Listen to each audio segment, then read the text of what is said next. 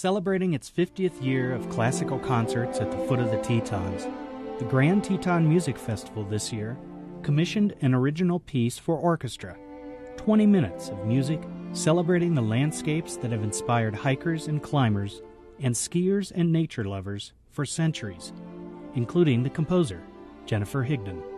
Well, I love the national parks. I hike a lot, a tremendous amount. I've been through probably 2 or 3 dozen in this country. I've spent considerable amounts of time in the parks. And so I love nature and how you can kind of portray that in music. Jennifer came out last season. We took a long hike, actually, and just for her to become acquainted or become more acquainted with the Grand Tetons. And it was while we were walking there together, talking about the surroundings, talking about her music, and just a few ideas about what her commission, her piece receiving its world premiere this year, would look like. And I thought, wow, this is an inspiring idea. So I said, yeah, I'd love to. Out of that, we now have this wonderful work called Things Majestic.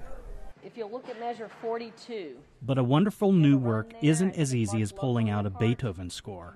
Even the fine musicians at the Jackson Festival need coaching to get the nuance of a new music piece. Because I always think of music as it's a journey. I always think, okay, we're starting on the first note. I'll see you at the end when we hit the double bar. But as a composer, I'm constantly thinking, how do I make this interesting for the person who's sitting in the audience? I want to hold their attention the entire time. Higdon is modest about her work as a classical composer, naming the Beatles as a primary influence.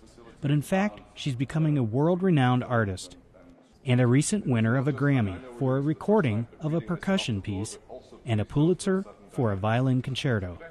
Her presence in Jackson is another indication of the festival's growth over 50 years.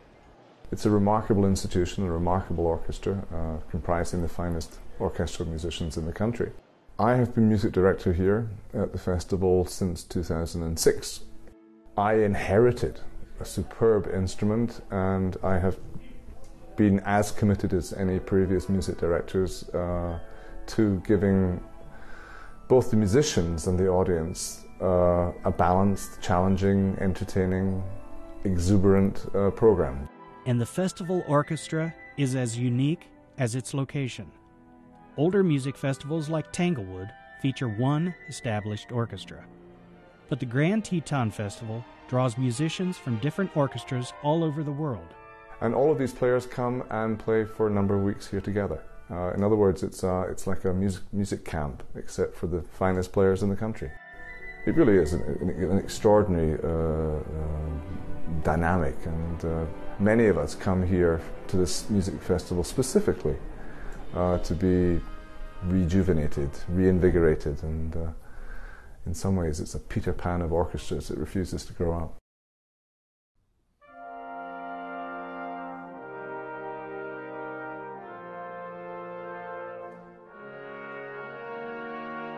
So the first movement, the Teton range, uses the entire orchestra, but it's primarily the brass that you hear.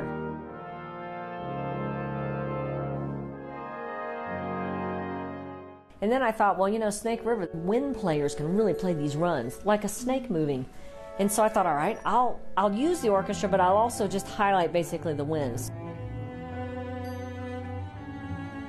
You hear them moving together in a kind of an unpredictable pattern, very much like the way the river changes. When you're in the park, it's incredible how you can look at a little bitty aspect of the park. It might be like a little wildflower.